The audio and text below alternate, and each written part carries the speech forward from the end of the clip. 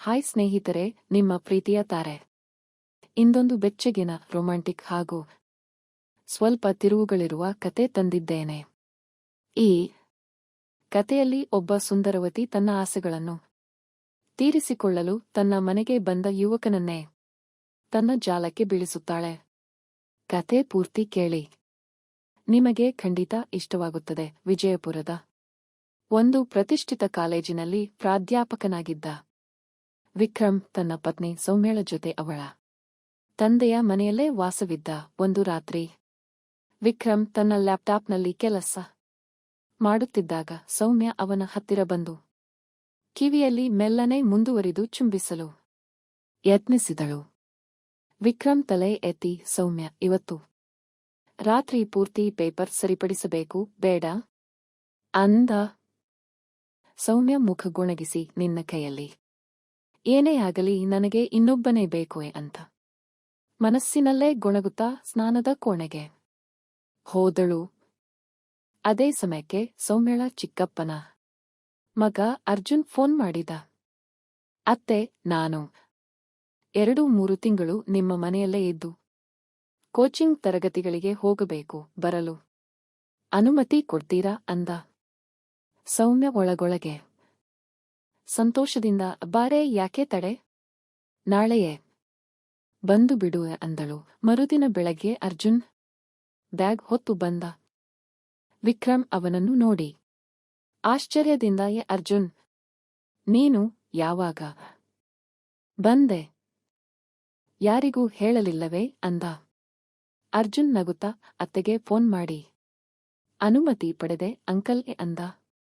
ವಿಕ್ರಮ್ ಸೌಮ್ಯ ಕಡೆ ತಿರುಗಿ, ನನಗ್ಯಾಕೆ ಹೇಳಲಿಲ್ಲ ಅಂದ.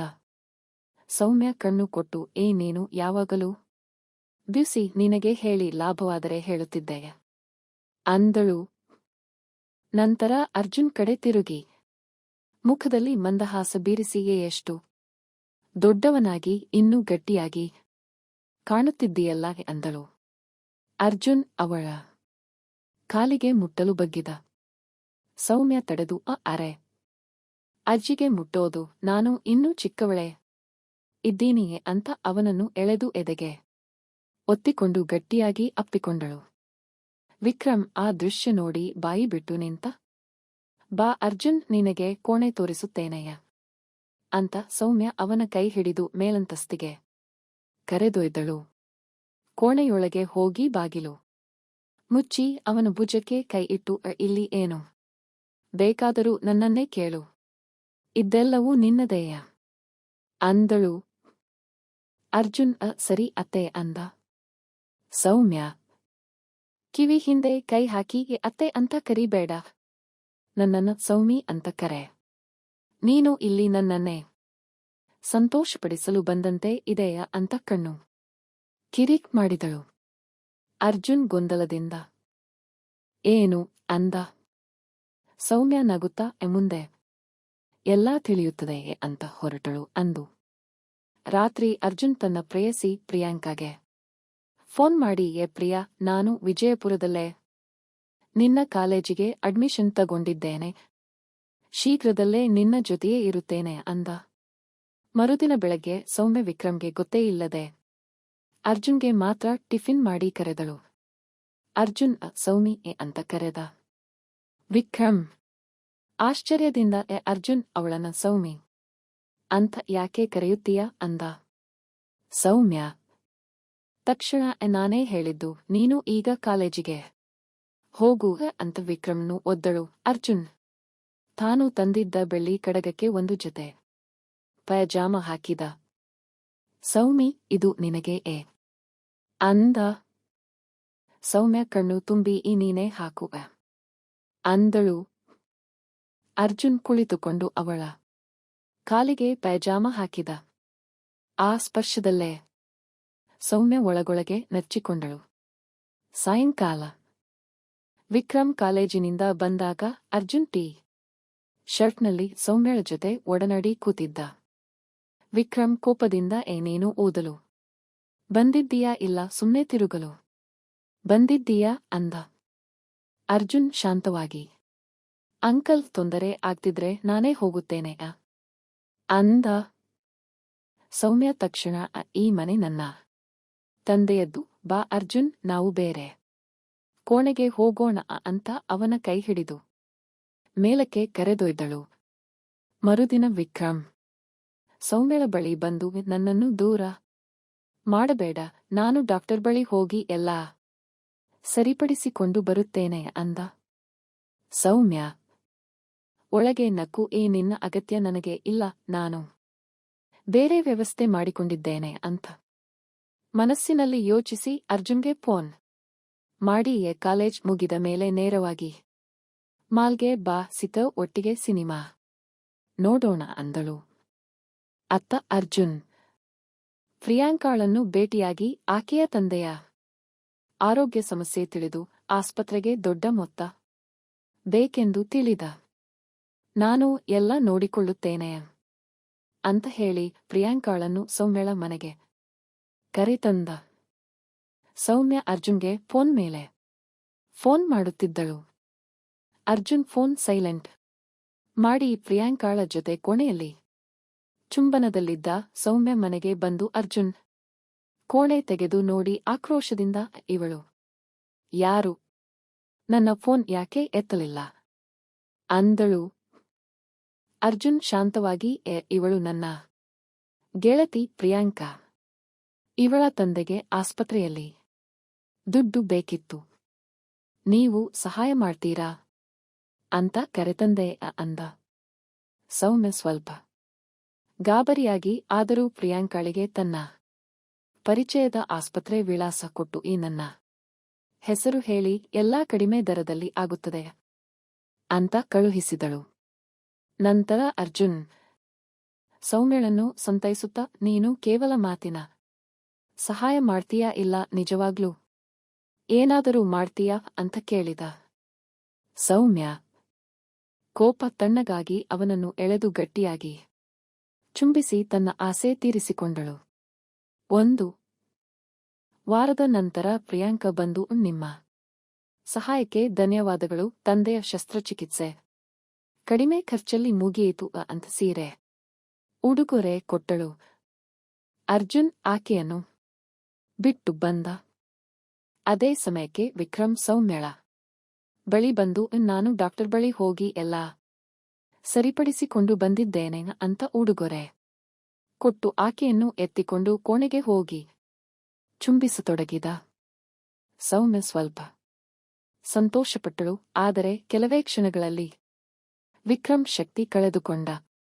ಸೌಮ್ಯ ಕೋಪದಿಂದ, ನೀನು ಡಾಕ್ಟರ್ ಬಳಿ ಹೋಗಿದ್ದೇ ಇಲ್ಲವಲ್ಲ ಅಂದಳು.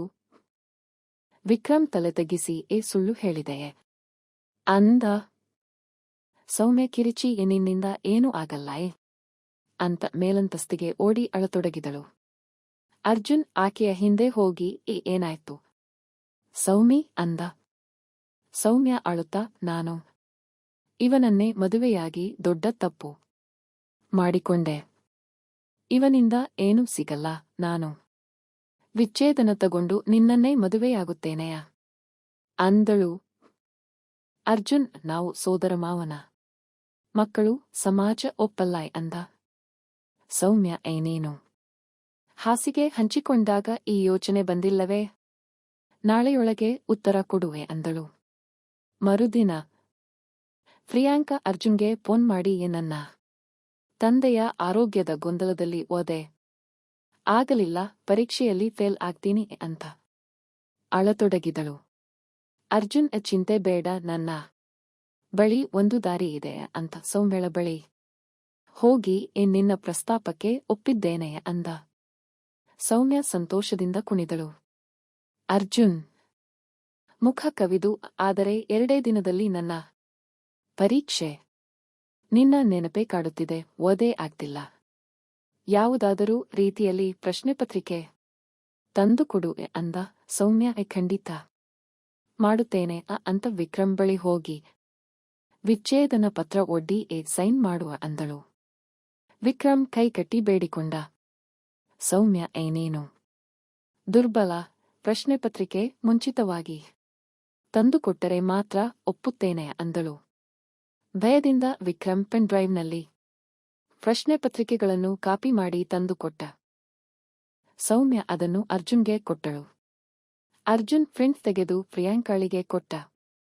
ಪ್ರಿಯಾಂಕಾ ಸಂತೋಷದಿಂದ ಇದನ್ನು ಕಾಲೇಜಿನಲ್ಲಿ ಮಾರಿ ದುಡ್ಡು ಮಾಡಿ ನಾವಿಬ್ಬರು ಮದುವೆಯಾಗೋಣ ಅಂದಳು. ಸೌಮ್ಯ ಆ ಮಾತು ಕೇಳಿ ಆಘಾತವಾದಳು. ಅರ್ಜುನ್ ಸೌಮ್ಯಳ ಬಳಿ ಬಂದಾಗ ಸೌಮ್ಯ ನಾನು ನಿನ್ನ ಮಗುವಿನ ತಾಯಿಯಾಗುತ್ತೇನೆ, ನೀನು ನನ್ನನ್ನೇ ಮದುವೆಯಾಗು ಅಂದಳು. ಅರ್ಜುನ್ ನನಗೆ ಪ್ರಿಯಾಂಕಾಳನ್ನೇ ಇಷ್ಟ, ನಾನು ಆಕೆಯನ್ನೇ ಮದುವೆಯಾಗುತ್ತೇನೆ ಅಂದ. ಸೌಮ್ಯ ಮುಂದೆಯೇ ಪ್ರಿಯಾಂಕಾಳಿಗೆ ತಾನು ಅರ್ಜುನ್ ಜೊತೆ ದೈಹಿಕ ಸಂಬಂಧದಲ್ಲಿದ್ದೇನೆಂದು ಹೇಳಿ ಆಕೆಯ ಮನಸ್ಸು ಕೆಡಿಸಿಬಿಟ್ಟಿದ್ದಳು. ನೀನು ಈಗ ಪ್ರಿಯಾಂಕಾಳನ್ನು ಕರೆ, ಆಕೆ ನಿನ್ನನ್ನು ಮದುವೆಯಾಗುತ್ತಾಳೋ ನೋಡು ಅಂದಳು. ಅರ್ಜುನ್ ಫೋನ್ ಮಾಡಿದ. ಪ್ರಿಯಾಂಕಾ ನೀನು ದೊಡ್ಡ ಗೂಂಡ ಎಂದೆಂದು ಫೋನ್ ಮಾಡಬೇಡ ಅಂತ ಕಟ್ ಮಾಡಿದಳು. ಸೌಮ್ಯ ಜೋರಾಗಿ ನಕ್ಕಳು. ಅರ್ಜುನ್ ಕೋಪದಿಂದ ನೀನು ಎಲ್ಲವನ್ನೂ ಹಾಳು ಮಾಡಿದೆಯ ಅಂತ ಕೈ ಎತ್ತಿದ. ಆದರೆ ಸೌಮ್ಯ ಓಡಿ ತಪ್ಪಿಸಿಕೊಂಡು ನನ್ನ ತಪ್ಪು, ಕ್ಷಮಿಸು ಅಂತ ಕಣ್ಣೀರು ಹಾಕಿದಳು. ಅಲ್ಲಿ ವಿಕ್ರಮ್ ಬಂದು ನಿಂತಿದ್ದ. ಎಲ್ಲವನ್ನೂ ರೆಕಾರ್ಡ್ ಮಾಡಿಟ್ಟಿದ್ದ. ನನಗೆ ಎಲ್ಲ ಗೊತ್ತಾಯಿತು, ಆದರೆ ನಾನು ನಿಮ್ಮ ಇಬ್ಬರನ್ನು ಕ್ಷಮಿಸುತ್ತೇನೆ, ಆದರೆ ಇನ್ನು ಮುಂದೆ ಇಂತಹ ಆಟಗಳಿಲ್ಲ ಅಂದ. ಅರ್ಜುನ್ ತಲೆ ತಗ್ಗಿಸಿ ಮನೆ ಬಿಟ್ಟು ಹೋದ. ಸೌಮ್ಯ ವಿಕ್ರಮ್ ಕಾಲಿಗೆ ಬಿದ್ದು ಕ್ಷಮೆಯಾಚಿಸಿದಳು. ವಿಕ್ರಮ್ ಆಕೆಯನ್ನು ಎತ್ತಿ ಎದೆಗೆ ಒತ್ತಿಕೊಂಡು ನಾವಿಬ್ಬರೂ ಒಟ್ಟಿಗೆ ಇರುತ್ತೇವೆ, ಆದರೆ ಇನ್ನೊಮ್ಮೆ ಇಂತಹ ತಪ್ಪು ಮಾಡಬೇಡ ಅಂದ. ಕತೆ ಇಲ್ಲಿಗೆ ಸಂತೋಷದಿಂದ ಮುಗಿಯಿತು. ಕತೆ ಹೇಗಿತ್ತು? ಇಷ್ಟವಾದರೆ ಲೈಕ್ ಮಾಡಿ, ಶೇರ್ ಮಾಡಿ, ಕಾಮೆಂಟ್ ಮಾಡಿ. ಹೊಸಬರಾದ್ರೆ ಸಬ್ಸ್ಕ್ರೈಬ್ ಮಾಡಿ, ಬೆಲ್ ಐಕಾನ್ ಕ್ಲಿಕ್ ಮಾಡಿ. ಮತ್ತೊಂದು ರೋಚಕ ಕಥೆಯೊಂದಿಗೆ ಶೀಘ್ರ ಭೇಟಿಯಾಗೋಣ. Bye bye.